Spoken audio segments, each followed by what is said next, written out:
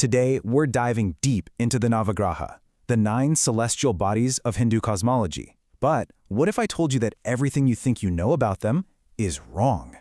We're about to uncover what these forces really are. You've basically got two camps, right? You've got the skeptics who wave it all off as superstition.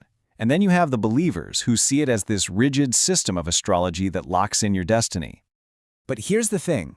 What if both of them are arguing about something they've completely misunderstood? What if they're both totally missing the point? Because here's the brutal truth. The core idea this whole ancient science was built on.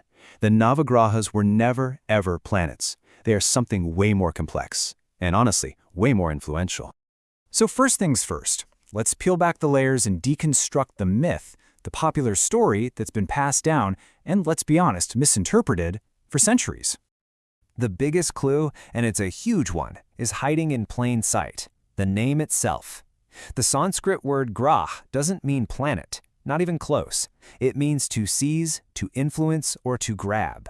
So stop thinking of a rock floating in space and start thinking of a force that literally imprints a pattern onto reality and onto you.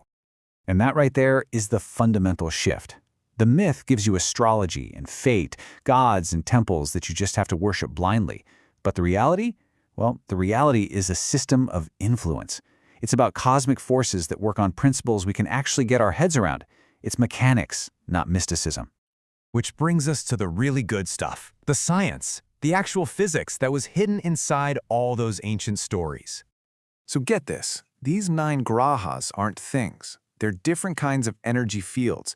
We're talking about the straight-up electromagnetic impact from the sun and the moon. We're talking about the gravitational coding from giants like Jupiter and Saturn. And then you have forces that shape our very psychology, like Rahu and Ketu. And by the way, Rahu and Ketu aren't planets either. They're the points in space where the moon's orbit crosses the sun's path. These are points of massive gravitational and energetic importance. And the core principle that makes this all work is called biocosmic resonance. It's a fancy term for a simple idea, that our biology, our minds, our moods, are in a constant conversation with the cosmos around us. It's the link between a star and a cell. Now you might be thinking, okay, cosmic forces, got it. But this isn't some abstract thing happening way out there in space. The real place these forces make their mark is right inside your own head.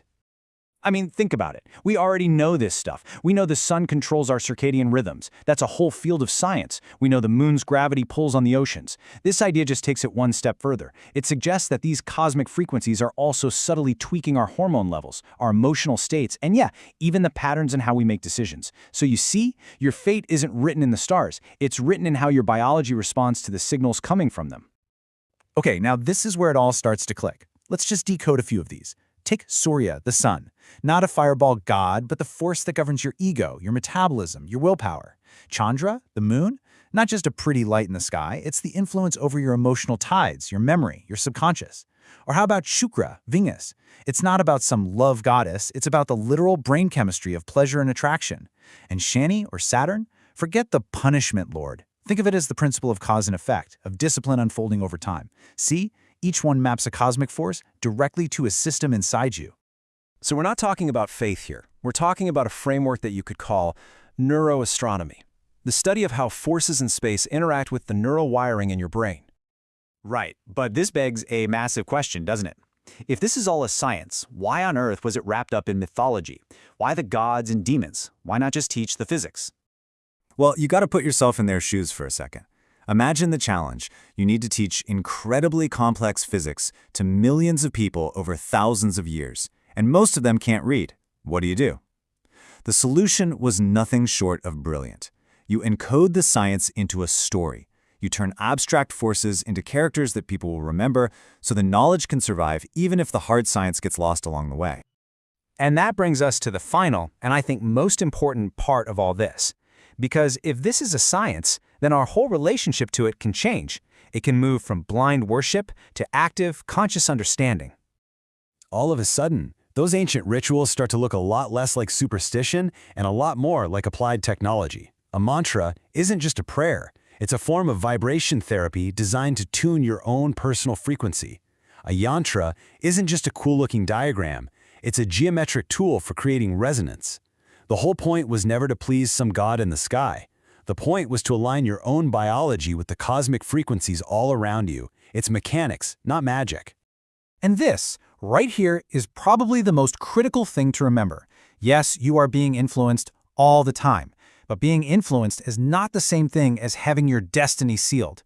You know, the weather influences whether you take an umbrella, but it sure doesn't decide where you're going to walk.